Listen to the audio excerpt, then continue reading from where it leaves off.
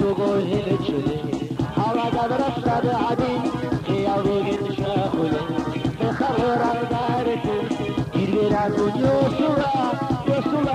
وسكو يحتمي يشوا يشوا يشوا يطلي لن شروا شرري لن يرغب يرغب يوسوا